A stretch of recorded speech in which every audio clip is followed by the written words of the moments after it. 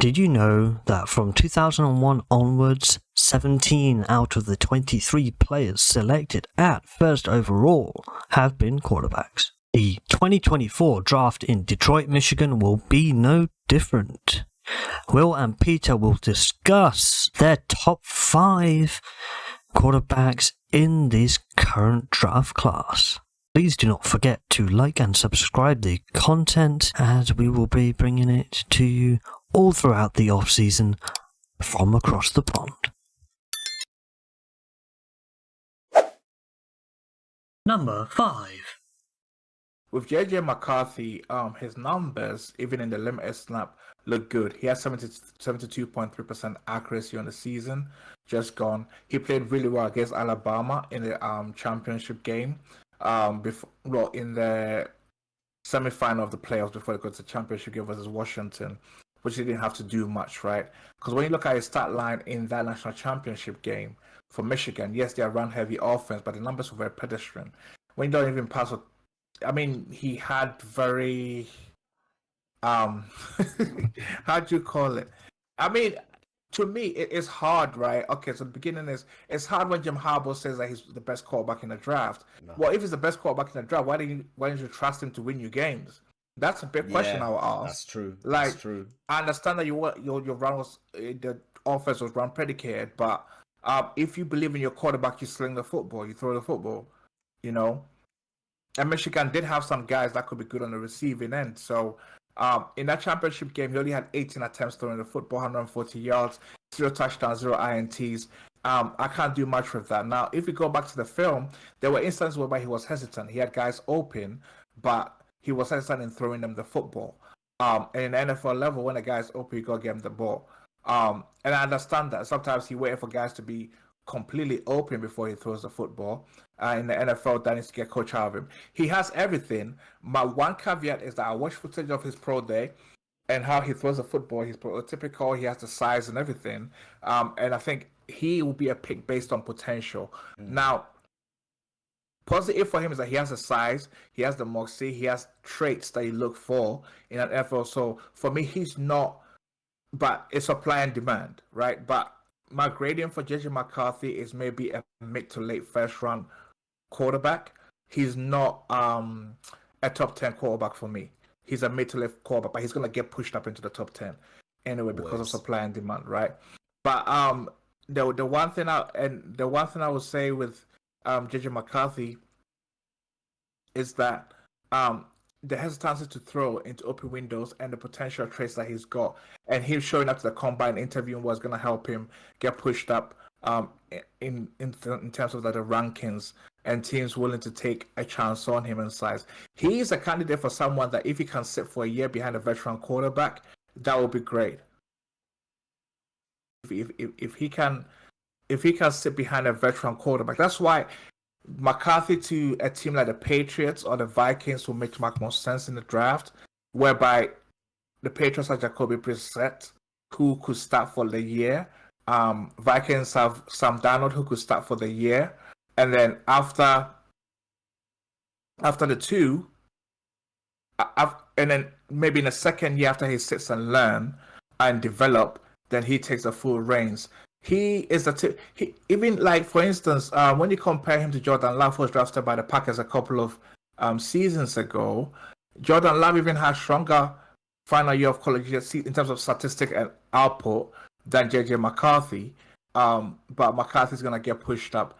Decent prospect, but yeah, I think he's a good prospect, but he's certainly not a top 5 prospect they've built him up to be.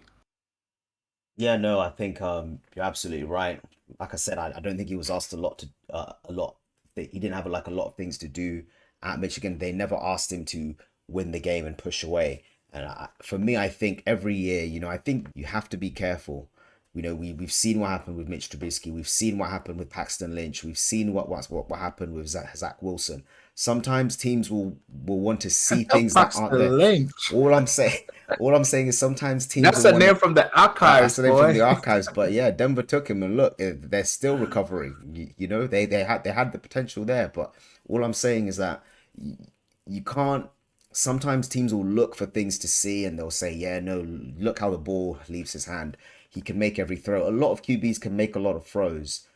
They can throw the ball deep. If you're a potential starter in the NFL, you're going to be able to throw the ball deep. That's what people expect. But it's the small things, you know. So I think if whoever drafts him, they're going to have to work on him, and he kind of needs to go to the right situation. Like I said, this is another one of those where he can't be the savior of a team. Not off the bat. Then he needs to have pieces around him in order to succeed. You know? So yeah. Yeah, no. Cool. Let's Number 4. Drake May. This guy, in my opinion, has the biggest boom or bust potential in this I draft. concur. And it's not got nothing to do with the fact that he's a North Carolina QB. You know, they've always been kind of sus. We've had Mitch. We've had obviously Drake coming out now. And then we've also had at Washington, what was his name? Sorry, I'm having like a mind blank over here. Washington Commanders. This season just gone. Somehow. Sam Howell.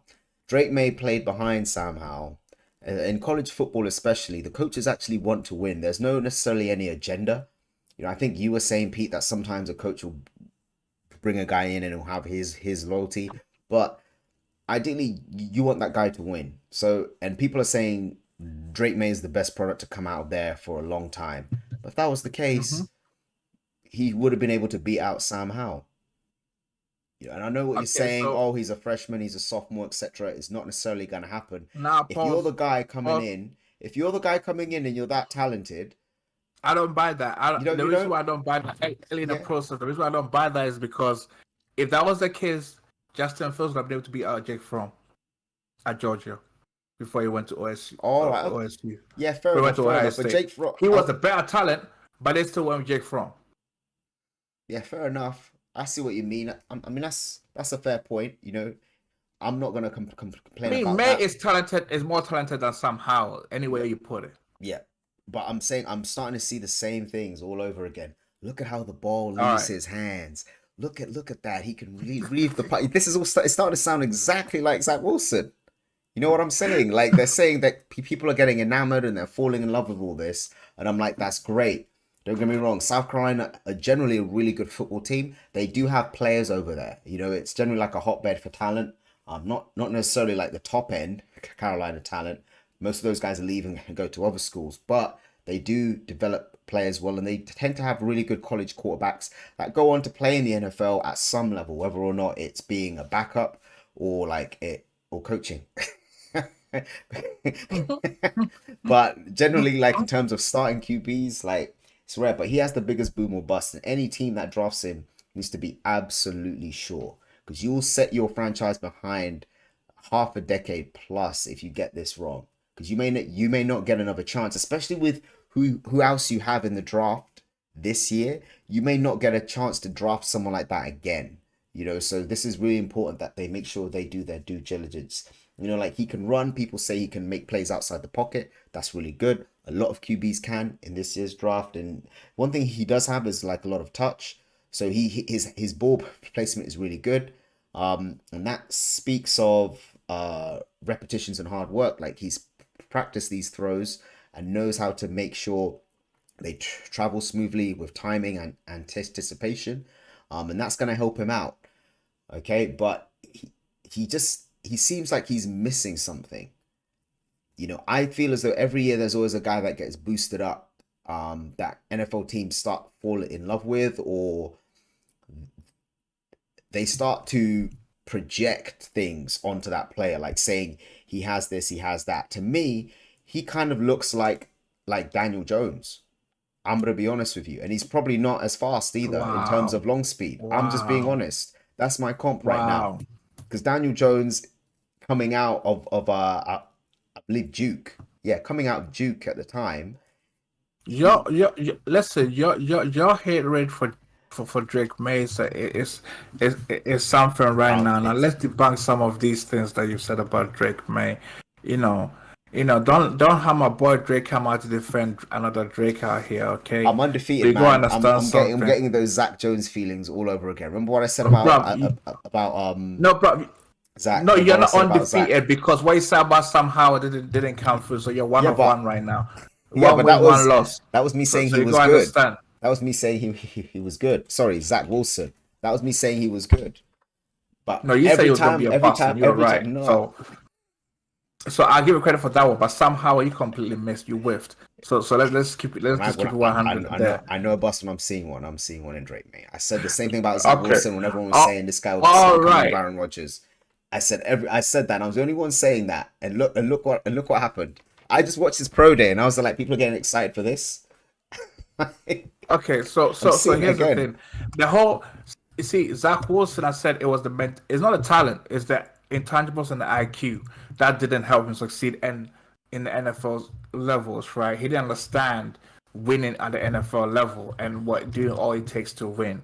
You know, and Zach was a boy to the hype a little bit because you gotta understand, there's certain players in within the NFL that it takes them a while to get to the practices and putting in the effort to win on every single Sunday. And there are some that, based on talent, they're gonna be very good, even if they don't do the preparations that people say they don't do. I.e., Kyler Murray. Kyler Murray has been able to flash and do a lot of things in the NFL without like the proper study habits, and sometimes they are not taught. And I gotta say, coaches have to coach those things. Anyway, I digress a little bit. Now going back to Drake May, right? So when you compare Drake May to Danny Dimes, right? Drake May had an outstanding 2022 season. When you watch the 2022 tape, if he came out in the 2022 NFL draft, he probably would have gone top two, because his numbers was amazing. 38 touchdowns, 7 INTs, and the numbers dropped a lot this considerable year. Now, North Carolina lost a lot of talent in terms of the receiving side of football. They lost some receivers to the NFL at the end of the 2022 season, so that can explain why the numbers are a bit down. But when you watch the tape, he's a prototypical size, 6'4", 223 pounds. He has the size and the moxie. The one thing that Drake May has, right, is that he can make amazing wild throws. His ability to drop the ball in the bucket 65 yards out is amazing. And he has fundamental tools and things like that. He does have some issues in terms of, for example, his throwing motion and a couple of other things that NFL coaches will look at that and salivate that I can fix that. I can help coach him into becoming a better quarterback. I do agree with your take that he is a bit of a boom or bust prospect, but at the same time, he has immense potential in terms of like when you hit it, is a huge boom. It's a huge boom to the level of he could potentially become the best quarterback in this draft, depending on which teams he happened to go to in this draft. Right. So coaching staff and the way they coach him, the way they harness his traits, he's the one prospect in this draft that, especially where he goes and which coaching staff, especially the QB coach, gets their hands on him, is going to determine his success early on or how his NFL success is going to go. Because he has the traits, all the desired traits that you desire in a quarterback. He is a potential. He is a top 5 NFL draft prospect based on the traits, the tools, and the 2022 tape, because you can't just evaluate based on just the 2023 tape. Sometimes some of these prospects, you got to go back to the tape before. You go back to like 2 years of film to see where they are, because there are some circumstances that can explain why their recent or their last season wasn't as successful as their previous season. Case in point, the 2022 Heisman Trophy winner couldn't retain the Heisman because of circumstances that happened in his final season. So that all plays a part into it. Drake May has desirable tools. He's gonna go top 5, and he's also another candidate that sitting could help him. Um, and hey, he has tools and probably maybe the strongest.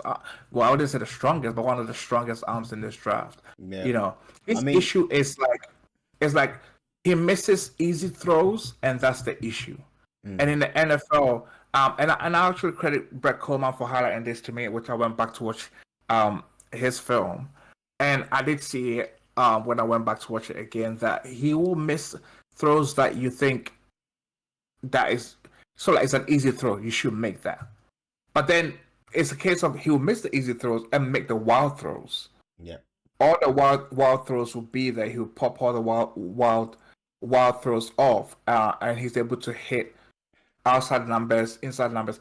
One of his highest attributes for Drake May is that he is the best middle of the field thrower in this draft.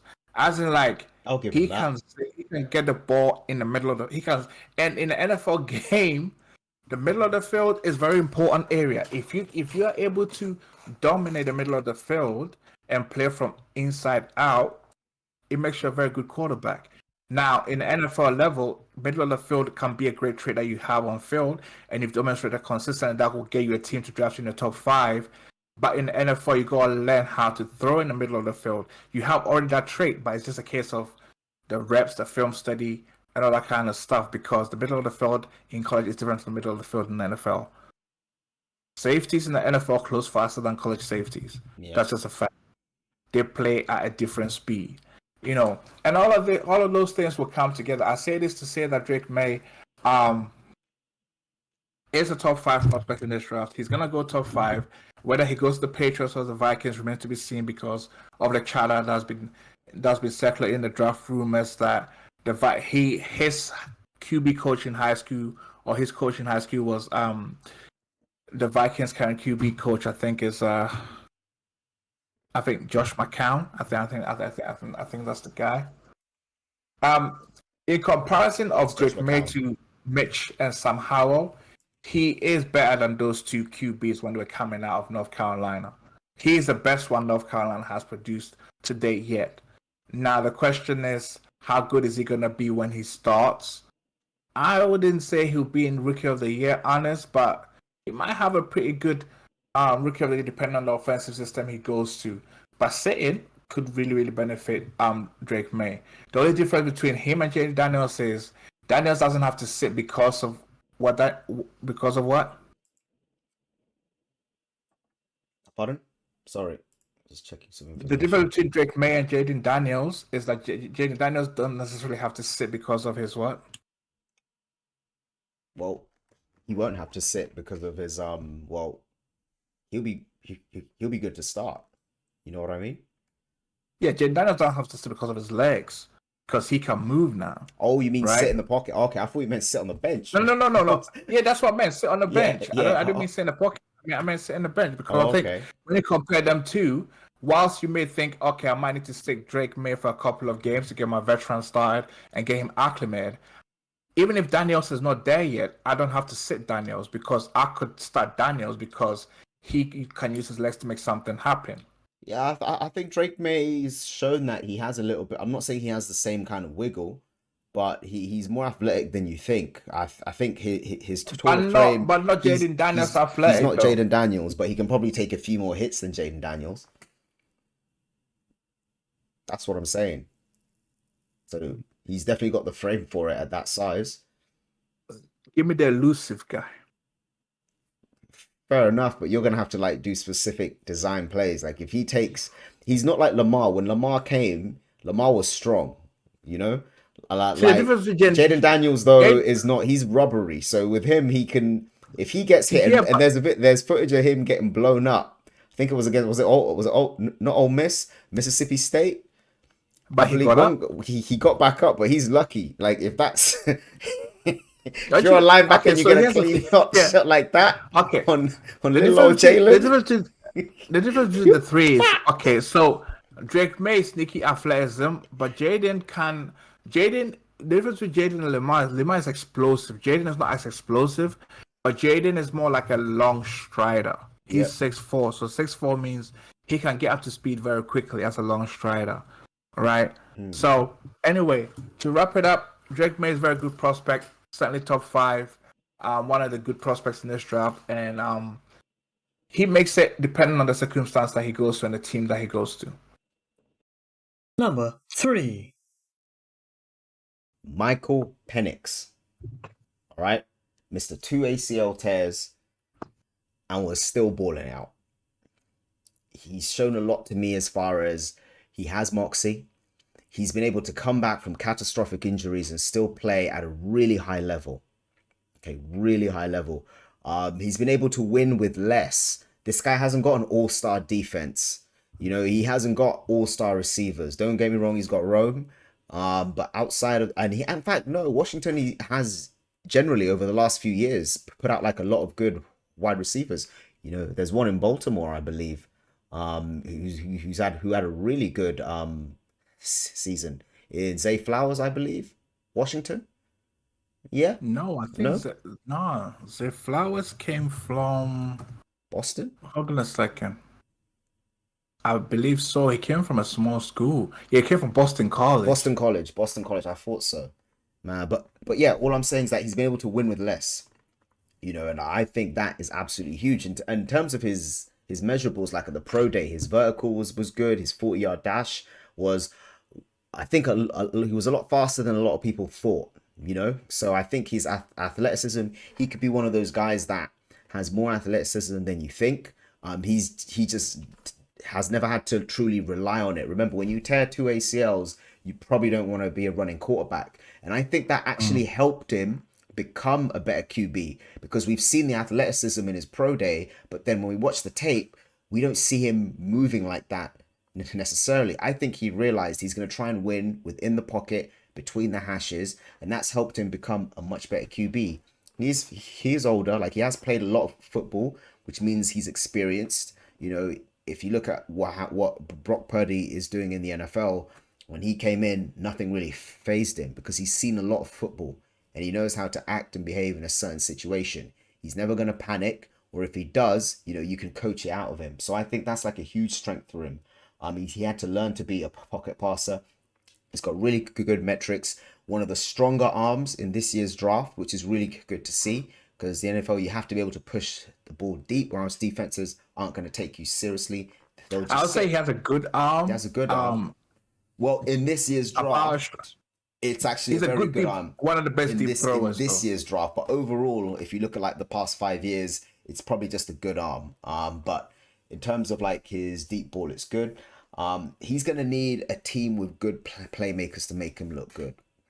Like I said, I think he's a step above JJ, and I think he's better than Drake May, but he's going to need pieces around him. Like the formula's there. You need to get him a really good number one receiver, you know. And I think he can work with that because once he has his target, he can definitely make things happen. And he has really good moxie as well. Like I said, he seems like he's not phased. So to come back from two ACLs on the same knee and play like that, like most people would kind of call that a career. You know, they'll be happy with college and they'll be like, whatever happens, happens. I'm not really trying to push, you know. So he's done really well for himself. So he's definitely my number 2 guy, and I think a team's gonna get a good fit. Like, he's not going to be on the board, but Seattle, I think, would be an awesome landing spot for him, but he's not going to be there. I can see another team taking him, but the thing is, which team? Because I think a lot of guys have Drake May and JJ pinned, you know, to go before. Okay, so but I can definitely see him sneaking into a team. Okay, so Penix, like you said, he's been a remarkable turnaround, especially in taking Washington Huskies. And for me, Penix is more about his skill set is great, but also his IQ and intangibles are off the charts. The ability to lead a team is there because when he got there in 2022, he managed to convince Roma Dunze and all the other guys to come back to play with him. This shows a callback that can convince teammates to play for him. And coming off 2 ACL tells 2 excellent back-to-back seasons, 4,000. The numbers are there. Accurate quarterback. He's got a whip of an arm. If the throw is on, it's gonna get there. He throws a very good fastball. The only concern I have is I didn't see touch on his throws. But that's something that can be developed. No doubt about it. But the touch on his throws wasn't there. Everything was sort of like zipped in there fast balls. He's got a very lively arm, very strong arm. One of the good deep throwers in this draft class. And he is a quarterback that understands the type of receiver he has when he's playing with them. Because Roma Dunze led the college was one of the highest contested catch guys in college football percentage wise. And that's because Penix trusted that if it's 50-50, I can put it on and he'll go make a grab, he'll go make a play for me. But I'll be very impressed with Penix. He throws with nice accuracy, good touch. He understands getting the ball to the open guy. He's one of the good quarterbacks, and he can play. He plays well from the pocket. So he's one to be a good quarterback. And I think his pro day running that 4.46 proved that he has good athleticism. He can maybe go on some design rollouts, or if all else fails, he can run a little bit to pick up some yards. He's not going to hit your home run, but he can definitely run to get you some yards. It's going to make defenders think twice. It's going to make defenders think twice about reckless exactly, because that's wide receiver speed. There's some wideouts in this draft that didn't even run that, so that's really good. So Penix is one of my top guys in this draft. I think there's a lot of momentum building for him that he'll most likely end up in the first round. I don't know if he goes in the top in the top 5. Because when it comes to top 5 quarterbacks, the age is a huge factor as well when they're picking that high. But I think going between from 8 onwards, maybe 11, maybe mid first round, I could certainly see his name called. Seattle could be an option, but it depends on if they're still committed to Geno Smith, because this guy can come in and be a starter from year 1 as a rookie. I'm just trying to think in terms of like NFL comps, the type of player that he reminds me of. Penix reminds me of he reminds me of like this veteran quarterback, and it might be a weird comparison when people hear this video. You ever heard of this quarterback that played for the Jaguars? Oh, I know what you're gonna lefty? say. David Garrard? Is David Garrard a lefty? Nah. No? He was a righty. The Jaguars had a quarterback back in the late 90s, early 2000s, Mark Brunell. Okay, name sounds familiar, yeah. Mark Brunell. But I think Penix has a chance to be even better because the way they throw the football, the way they anticipate, the way their arm is like a whip of an arm, But he's kind of like a better version of Mark Brunell. Mark Brunell played for the Jaguars for almost a decade, and he was a good quarterback for their system. But I think Penix will have better statistical output, but the play style and how he's able to like whip that left arm across kind of reminds me of him a little bit. So, I would say that's who Penix remind me of. His name is a little funny though. Like, I mean, he needs to get ready for the locker room jokes because it's gonna come until he wins that locker room over and becomes the main guy. Because those jokes are gonna come as a rookie. The veterans are gonna get him on that. Yeah, definitely. But yeah, no, I'm a big fan of guys that can win in spite of the talent that they've got. He elevated a team with his play. If you put a lot of other QBs in that fold against those SEC teams, a lot of them can't really hang in there. But he was able to sort of push through, and I think that will pay dividends. I can see him going a little bit higher than people project because people look for different things, but we shall see. I don't think anyone's going to reach for him, so no one's going to trade up to draft him. But I definitely think if he's there, like, and then we're talking like some team who maybe even has a guy already in place but is reaching the tail end of his career, might be looking to get like a future contingency plan. Like, what would you say? It's probably not going to happen, but what if the Jets, if they decide, you don't think they're going to try? Just like if he's available and they could take another skill, another position, but he's there, they have their guy, but how long is he going to play? How long are they going to have him? No, but I mean, Aaron Rodgers is going to throw another fit if that happens, yeah? See, right now the Jets are all in right now. I mean, they're trying to make it to a Super Bowl, maximize their window, and see if Rodgers, because they didn't get to see Rodgers play last year, so they're trying to get that this year, and they're gonna try and put O-line, receivers, whatever Aaron needs to get him to be able to play this season, and maybe take him to the playoffs, even give him an outside chance of winning the division. They will take that. But the report today is that the Falcons sent out a lot of their scouting department, a lot of like they went out in full force to have a private workout with Michael Penix on his pro day. The Minnesota Vikings sent their whole staff, GM, head coach, everybody So they're taking to a go thorough watch his look. pro day. Taking a thorough look, yeah. That's You good. know, Yeah. when it happens like that, I kind of wonder why you sent the whole contingent, the whole like scouting department, and everybody. Sometimes though it could be a smoke screen. They literally are wasting a day in transit just to put up a smoke screen. Bruh, if I want to owner, I'll be like, it's the ultimate poker nah. game. It's the That's why I'm not an NFL owner, because if I'm an owner, I'm gonna tell you like, you're gonna waste money on a kid that you might not draft, so you're gonna cost me almost $250,000-$300,000 sending Flights, everybody in full hotels. force Yeah, and he's like, for a kid that we might not draft. Yeah, but at the because same if we time, don't, I'm ducking out of your paycheck, because every penny counts here. At the same time, the owner could be there saying, you know what, we need to make it look like we're interested in him. So a team wants to leap over us to try and get him. So let's just send the whole group down. So you know, it's like an expensive poker game. It could be an expensive game of poker, man. Like that's so the Falcons brass that showed up today to private workout. Penix was included head coach Raheem Morris and GM Terry Footnote.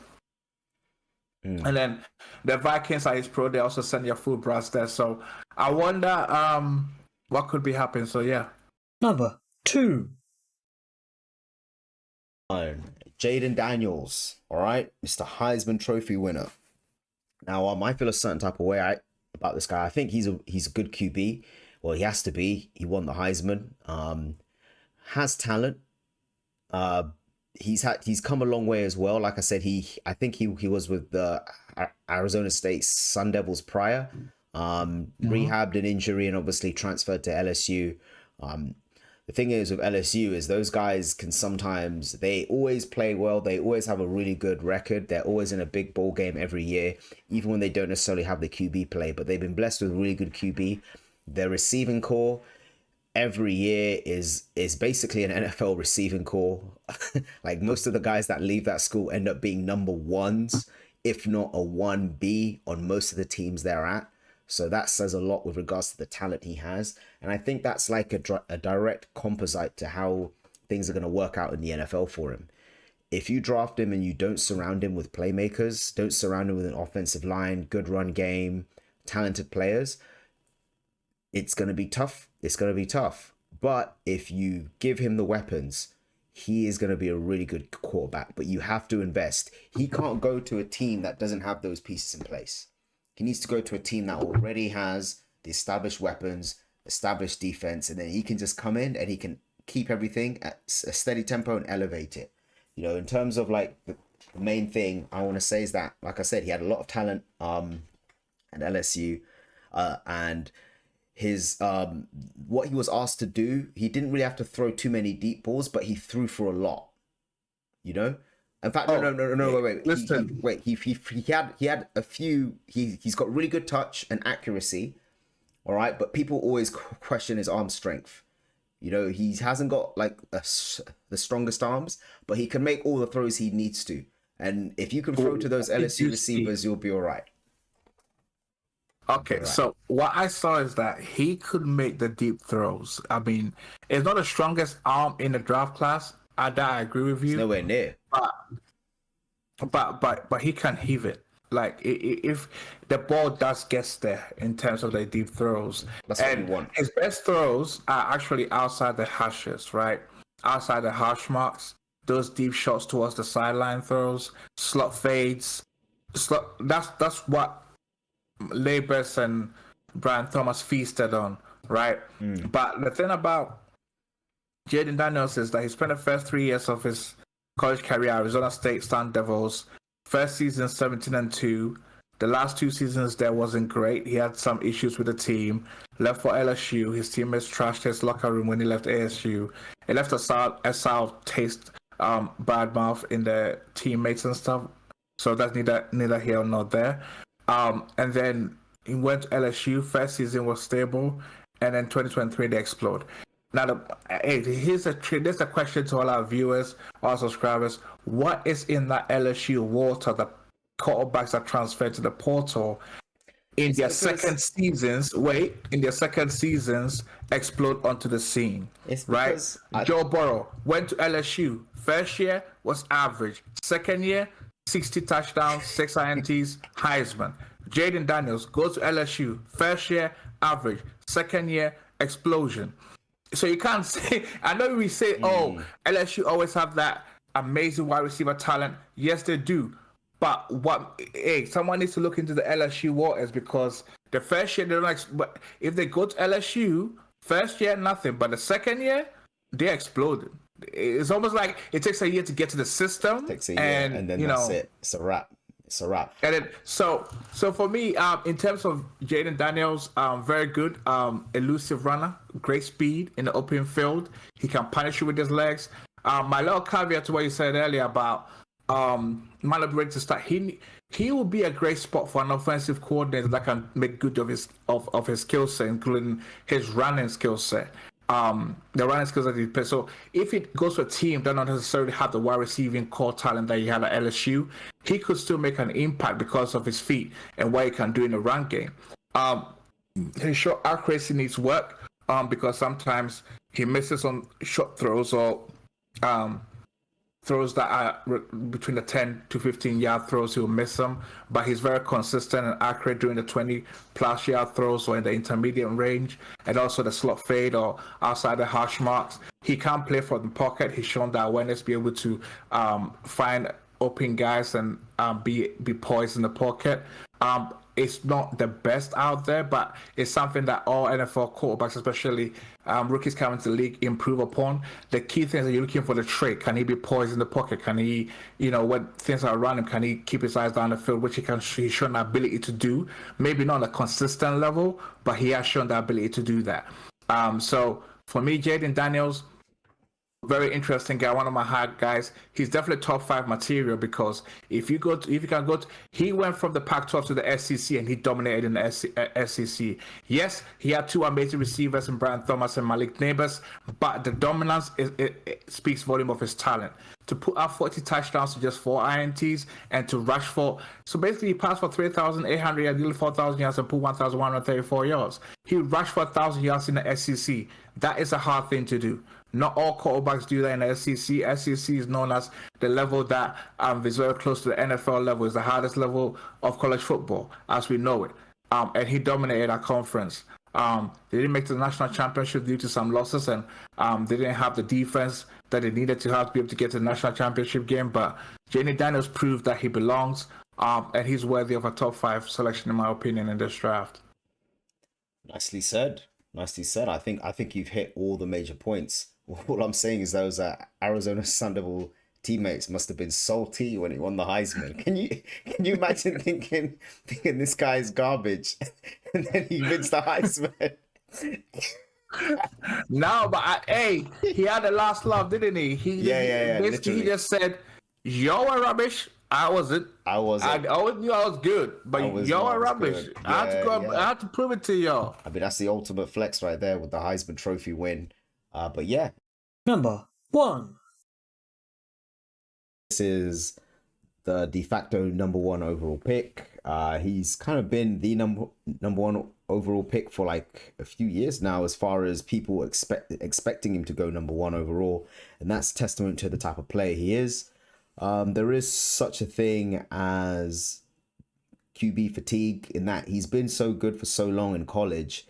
People start trying to pick things they don't like. They'll look at different things, because remember, like a year ago, he had everything. There was no weakness, but right now people have obviously tried to pick out his off the field issues, but we all know that when people step onto the field, they're there to play football, and him as a football player, his release is fast. He's got above average arm strength, not the strongest arm, but he's got a strong arm for what he needs to do. He can throw inside the pocket. He can throw outside the pocket. He's got above average athleticism. He's got a good build for someone that's durable, so he can take hits, and he's able to keep himself upright. He's got good vision, can see down the field, can make short throws, can make long throws. He was in the right type of offense in college to help him out, but at the same time, he's known to he'll sometimes take risks with the ball, and he can't do that in the NFL. This could be one of those things where even if he does go into the Chicago Bears with the pieces that he has, he'll put up insane numbers, but he's also going to put up like a lot of interceptions, a lot of drop. Like I can see it being both ways. Like he's going to have high interceptions, but he's also going to win, and he's going to put up good numbers. So he needs to sort of rail that in, and I think any team that brings him in, well, it's a full-on call. He's going to Chicago, so we need to start talking about it. When the Chicago Bears bring him in, they need to rein that in. The thing is, though, I don't think they have the right OC right now. Actually, no, they do, because that OC's Getby's moved to another team. So yeah, Luke Getsy's gone to another team, so that's not really an issue there. But all I'm saying is that they've got to rein that in. He's one of the best prospects that's come out. I'd actually compare him to Kyler Murray a little bit. He's kind of like a big Kyler Murray. Like if Kyler Murray just had a bigger body, they'd be very similar. Although Kyler is more athletic, like in terms of top end speed and whatnot. I can kind of see just in terms of how they move around. You know, he's kind of like that player. Kyler's got a strong arm. Yeah, he's got like a baseball arm. So no. Kyler's got a stronger arm. Kyler can hit fastballs better than Caleb can. Caleb can. I mean, I know people try to I know people try to compare Caleb to my homeboy, but my homeboy's arm strength is Caleb's arm strength is nowhere near my homeboy. No, let's get that. Let's get that started. But his playing style it's a little bit Mahomes like in terms of because Mahomes is not the fastest, but Mahomes can pick up 10, 15 yards without you realizing he's done it. He just picked up 15 yards. And you're there thinking, what's going on? Yeah, Caleb's like that. But the difference is when Kyler takes off, every defender gets on their horse because they're like, if I don't track this guy, he's taking it to the house. It's true. But when Mahomes starts running, they're like, oh, I'll catch him. He's not that fast, but he's actually pulling away. He's actually pulling away slightly. Yeah, I think Caleb has that skill set in that he can be elusive. And I actually think when he goes to the NFL, he's gonna like, he has that to fall back on. Like if pocket collapses in, he's unsure, he is a threat to run the ball. And I think he's got the frame to kind of do that. Like he's not like tall, but he's very stocky. Like he's built more like a linebacker, like a soft linebacker. You know what I mean? He hasn't got the definition. He's got a thicker frame. So I think he's definitely able to sort of work with that. But in my opinion, he's the de facto number one. He's going to Chicago. And it's more of a case of how he's going to adapt. So there's not really like a lot to really say. You know, like the evaluation's already done. Like his destiny's already set. He might as well just start buying Chicago Bears merchandise now. So just start signing those footballs. I think this one's a given. I mean, I think on film, Caleb Williams is an exciting talent. Probably one of the best top 3 prospects in this draft class overall in terms of overall player. Had great statistical year in 2022. 2023, not so much, but still, it was still impressive statistical output. 30 touchdowns, 5 INTs. The year prior was 42 touchdowns, 5 INTs. Despite all of that and everything, people saying that his tape 2023 exposed some issues and weaknesses, the guy still threw 5 interceptions at the end of the day. So that's incredibly hard to do because normally a QB that regresses in the second year, the interception rate goes up as the touchdowns come down. His interception rate stays the same level. It's just that the touchdowns came down. And that's understandable because the offensive line got a little bit weaker without Ali Javara and some of the players that they lost on the offensive line affected their play. They also played type of position that is expected, in college football. And I think he's going to go to Chicago. It's cemented number 1 overall pick. And I like your comparison to Kyler. Don't get me wrong. He does play can be a little bit similar to Kyler, so Kyler's got legs that Caleb doesn't have. Caleb has legs similar to Patrick Mahomes, so he can still be mobile and move around and stuff. The funny thing is that Chicago has the first overall pick, and people have said that probably if Washington had the first overall pick, that would have been a perfect match with Cliff Kingsbury. Now, as a Cardinals fans, I need to put a little bit of a caveat here because Cliff Kingsbury can could put up great schemes for your quarterback.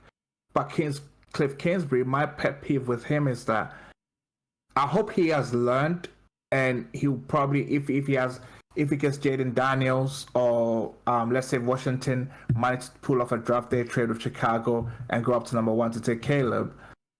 If Cliff gets Caleb or Jaden, I hope what he does is that he actually develops their skill set as an NFL quarterback. Because my pet peeve with Cliff is that with Kyler, Cliff never developed him in terms of his mechanicals, his tools, how to operate from the pocket as an NFL quarterback, right? And granted, Cliff was also learning the NFL game, but I always sense this: young quarterbacks, they need QB coaches that will develop how they play as an NFL quarterback. Like certain habits in terms of your throwing motion, your footwork, taking care of the football, those type of things has to be honed, has to be drilled, has to get you to be in line and stuff. So actually developing their play and coaching certain things out of them. So I hope the best OC can try and get Caleb to play a little bit more on schedule, because on film, he does have a tendency to sometimes ignore the easy option or the OP completion, hoping for the big play. And that's because he's got the arm to get it there. How Kyler had when Kyler came to the pros was the fact that whenever pressure was coming, he kept backing up because he believed he had the arm strength to get it there. Kyler could move back 10 to 15 yards from the line and still zip the ball in there. And then when defense is glued onto that, the balls were not getting there anymore, because in the NFL, they will study your weaknesses and try and use it against you. Give them that's why it got developed. 12 months, 6 months of tape, they'll figure you out. They did it with CJ Stroud. You give a defensive coordinator two weeks to think up a plan, a whole season of tape. There's a reason why your sophomore year is always going to be harder, because now they know your tendencies, and it's the same thing. So I think he'll hit the ground running in the league, whichever team he ends up on. But by the end of the season, he's going to have a stinker of a game. One of those games is going to be a stinker, and that's where they've accumulated that tape. But he's going to have so that's what I'm saying. Running. He's going to hit that ground running. He could probably have like a CJ Stroud-esque season. Because if you look at how Chicago are built, he's got the weapons there. About Caleb, he better have a CJ Stroud exceed and even exceed numbers, right? Yeah. Because he'd be just off that, he'd be the best quarterback they've ever had of that one season. That's not even a joke. I think for me, the way Caleb has been talked about and the hype that's come, and granted, he is the best quarterback in the prospect in this draft. Make no mistakes about it. I know there are some people, some outliers. I know there are some NFL draft analysts I've seen on Twitter and other stuff that, people that in the minority would be like, Caleb is not the best quarterback in this draft, and they try to have fatigues and stuff. And I'm like, and some people weigh his off the field antics, such as painting his nails and the dog issues and crying into his mom's arms, and they put all of that. No, I'm just talking about his play on the field and his teammates. From what I've heard, his teammates love him. He has proven to be a leader, and a testament of his leadership, actually, that people don't talk about, is go back to Oklahoma, his first season with Oklahoma, when he first started. He wasn't a starter with Oklahoma. If you remember, Spencer Rattler was a starter in 2021. And he came into a game Oklahoma was losing by halftime and turned the game around. That shows incredible leadership at such a young age. To come in and take the spot at halftime during a game your team is losing speaks tremendous of your quality as a leader. There is still some mental issues, some intangible issues with Caleb, and going into the Bears locker room will be important. I did hear the reports about the Bears, some of the best players saying that he's going to have to come in and prove it, like you mentioned earlier in our earlier discussions. I get all of that. I think they're used to seeing bum quarterbacks, man. Trust me. This guy's different. After the first game, they'll be like, Caleb is true. After practice, I'm telling you, it's going to be the practice. And here's the thing. Players know the defense is going to go up to practice. Let's see what this kid's about. Let's see what his fingernails are saying. And then suddenly he's going to do a few things in practice, and you're going to be like, okay, this guy could play. And that usually shuts down the defense. You earn their respect by what you do in practice, because then they have faith that this guy can take us there.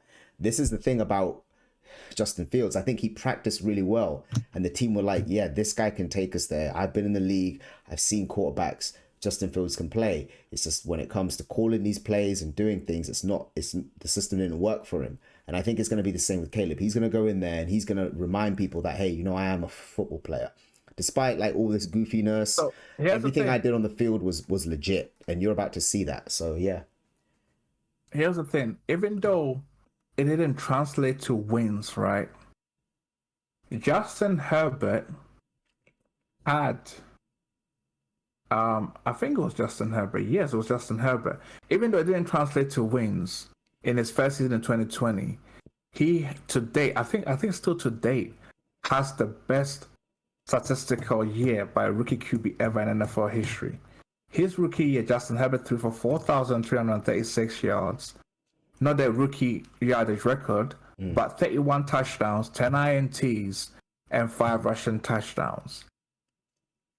I expect Caleb to be able to hit that mark. The reason why I say this is because when you look at the Bears offense, you got DJ Moore, Keenan Allen, Cole Kmet. Like, he's going into one of the best situations a rookie QB will ever walk into for a team that had the first overall pick. Normally, when you like Bryce Young went into Carolina and have nothing. Strip. Cupboard was bare. Nothing there. Know what I'm saying? Nothing there. He had nothing there. So this guy's if Caleb's rookie sees this underwhelming, it will be down to Caleb. I can't put it on anybody else. Yep, that's true. That's true. Awesome. And with that, All we right. conclude the analysis.